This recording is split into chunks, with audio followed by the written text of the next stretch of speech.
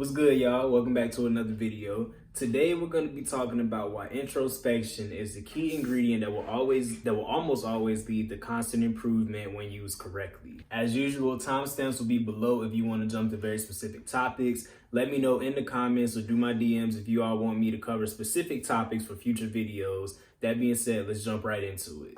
Introspection is defined as the examination or observation of one's own mental and emotional processes. It's synonymous to words and phrases such as soul searching, self-analysis, heart searching, and introversion. Simply put, introspection is learning yourself. It's the first step that most individuals have to take when they want to develop a stronger sense of self-awareness. At the same time, it's being able to take a step back and perhaps accept accountability or begin the process of unlearning past actions and start the process of self-forgiveness, growth, and inevitably self-love. Now, the reason introspection is so important is because we live in a world where, quite frankly, people don't really know themselves as much as they would, think that they do. We say things like, oh, I know myself more than anybody, but, when we say that, we kind of gloss over the unflattering or, dare I say, ugly parts of our personality and our psyche. We hesitate to share those parts of our personality with other people, which in my opinion is pretty counterintuitive. After all, those ugly parts of our personality is what makes us all people in the first place. And the sooner that we realize that all human beings are flawed, the quicker we can begin our own personal or individual processes to unlearn those flaws and inevitably become better people in the long run. And this is where legitimate introspection comes in. You see, without introspection, it's kind of like you're driving a car that doesn't have any type of brake system. You're not giving yourself any chance to actually just stop and think. You're just kind of going and going and going until you inevitably crash and burn. But introspection gives you a chance to just kind of chill and reflect on everything. Now, this reflection could be about literally anything. It could be about how certain topics make you feel when they're brought up. It can also be about why you keep running into certain barriers when you're trying to achieve, certain personal goals that you've set out for yourself. Maybe you've made the realization that you've been ignorant to one or many topics in your life. And the best case scenario with introspection is that you use this time to really think and reflect on it, and it opens up a window for you to begin your own personal process or journey to self-growth. The convenient thing about introspection is that in the beginning, you really don't need anybody but yourself. You can find a quiet space, or if you must, pick up a journal, or even just sit back and think about the things that have really been antagonizing your spirit lately. If you wanted to, you could even talk through your thoughts with a friend, or preferably a therapist. There's really no right or wrong way for you to do this. You just kind of have to do a bunch of A/B testing and trial and error and figure out what best works for you. Let's just say you decide to go solo.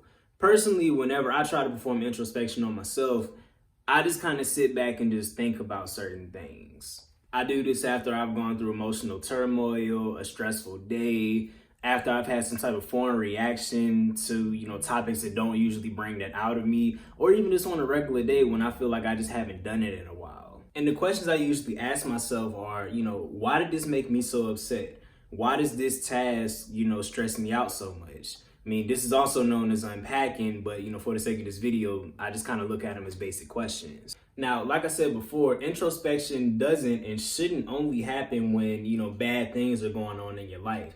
This should be something that happens, rather frequently, not on a daily basis or anything like that, of course. But, every once in a while, I would even say once a week, once every 2 weeks or something like that. Hopefully something in your life would have happened where you really have to kind of sit back with yourself and just think about what it is you just experienced or, something that you got introduced to. Now, a huge example of this for me was the first sociology class that I ever took in college, where I was kind of forced to, I don't want to say forced to, but I was introduced to the intersections between white supremacy and the patriarchy. Now, as a black man, my lived experiences up to that point never really put me in a position where I had to consider that intersection. Mainly because it didn't affect me in a negative way. And I don't say this to be dense. Of course I knew about things such as sexual violence, sexual assault, domestic violence, and things of the sort. But I was never fully aware of the specific nuances that, black women or women of color have to deal with when both of those systems of inequality are facing them at the same exact time at every single point of their life. Now, upon learning that intersection and how it can potentially harm others, especially, people in the Black LGBTQ community, and like I said, Black women, that's when I realized that I had work to do. And this is where introspection comes in once again. Now, instead of asking myself questions about, okay, how did this class make me feel? And, things that are rooted within how something negatively or positively impacts me, I was able to ask myself, okay, how much of an agent have I been to these different systems? Have I ever contributed to these systems? What can I do to actually, do better work, for one, but also be more of an ally and an advocate for people that are negatively impacted by these systems at play? And another question that, I could probably go into more detail about on another video is, am I doing enough? Like, I can ask myself all day, hey, what have I done? Have I contributed to it? But if I find myself being someone who's actively trying to dismantle these systems, in this example specifically, another thing that I seriously need to ask myself is, is my work meaningful? Am I actually doing enough that's actually making a difference for other people? And when introspection is being used in this example and examples that are similar to it, it's going to be really important for you to be honest with yourself.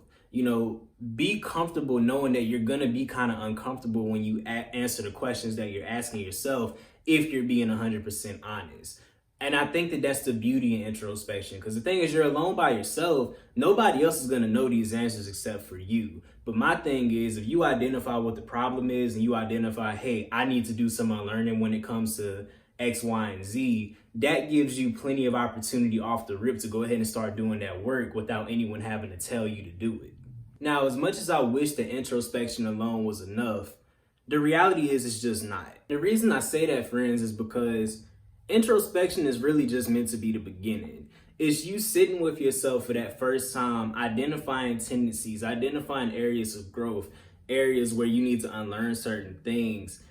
But that's simply it. Like, it's the identification. You ask yourself these questions, but that's not really the work yet. That's the beginning of the work, but that's not the work. The next thing that you have to do is start performing actionable steps that'll get you to the desired result. In the example that I said, for me being in that sociology class, my ass needed to start reading, you know what I'm saying? I needed to start reading about, Black feminist theory. I needed to start reading different books about Black women, because I felt like as a Black man, I owe it to, the women in this community, and also the people who are, who are part of the LGBTQ community, but also part of the Black community, so that I know that, just by me existing, I'm not being an oppressor to them. And again, this is the same thing for anybody who has a revelation during a moment of introspection. You need to sit back and think, okay, what are the actionable things that I can do to get me to the desired result? Maybe you have introspection and you realize, damn, I've really been swiping my credit card a lot. Okay, what can you do about it? Maybe you have introspection and you're like, you know what? I'm really weak. I want to get stronger. I want to get, bigger muscles or something like that. Okay, what are you going to do about it? You know what I'm saying? Are you going to build a workout plan? Are you going to keep on spending money on the credit card? You going to keep on walking around being a misogynist prick? Or are you going to go to the gym? Are you going to get your budget in order? Are you going to read a book and start unlearning the things that are causing you to be the way that you are right now? And I say all of that to say this.